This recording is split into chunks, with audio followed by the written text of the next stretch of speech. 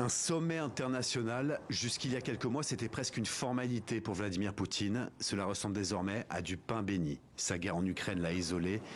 Paria en Occident, le président russe savoure sa respectabilité et place ses pions. Le rôle croissant des nouveaux centres de pouvoir qui coopèrent les uns avec les autres devient de plus en plus évident. Les nouveaux centres de pouvoir, par opposition aux anciens et sous-entendu à l'influence des États-Unis. Et sur ce terrain, la Russie a un partenaire de poids, la deuxième puissance mondiale.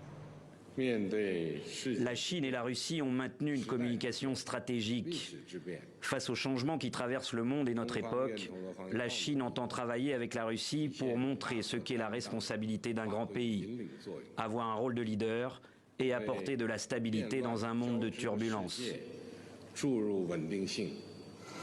Main dans la main, hier déjà, des navires des deux pays avaient organisé une patrouille commune dans le Pacifique. Mais il y a asymétrie, parce que si Moscou soutient Pékin sur le dossier de Taïwan, à l'inverse, la Chine évite soigneusement de mentionner la guerre en Ukraine. À la table ronde, on ne parle pas des sujets qui fâchent trop, ou alors en des termes neutres. Exemple, avec le président turc.